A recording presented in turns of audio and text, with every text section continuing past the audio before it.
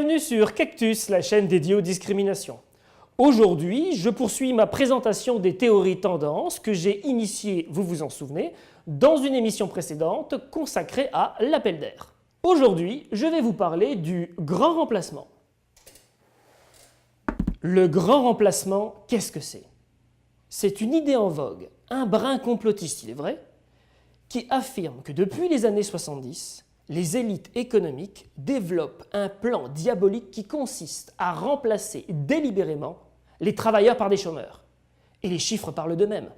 En 1970, il y avait 1 million de chômeurs en France. En 1984, ils étaient 2 millions. En 2015, ils avaient... Qu'est-ce que tu nous fais là? C'est pas de ce grand remplacement-là qu'on devait parler. Pardon, excuse-moi, je me suis trompé de chaîne. Mais bon, je fais tellement de choses en ce moment. Bon, allez, on y va, on coupe pas, on commence. Le grand remplacement, qu'est-ce que c'est? C'est une idée en vogue, un brin complotiste, il est vrai, qui affirme que depuis les années 70, les élites politiques développent un plan machiavélique pour remplacer délibérément les électeurs par des abstentionnistes. Et les chiffres parlent d'eux-mêmes.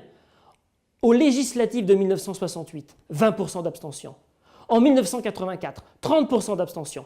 Et en 2007... Non mais tu le fais exprès ou quoi? C'est n'importe quoi. Je veux que tu me parles de la théorie débile de l'extrême droite, le grand remplacement. Tu veux que je traite ce dossier-là?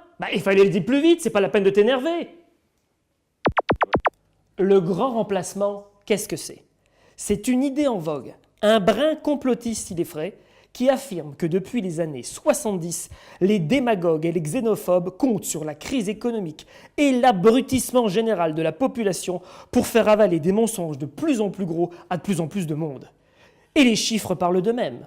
En 1970, le QI moyen de la population française était de 100.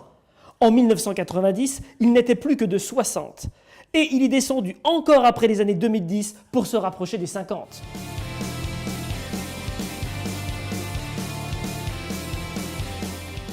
Dis, tu les sors d'où tes chiffres? Le petit manuel du comploteur, édition La Francisque, 2018. Je te le prête si tu veux.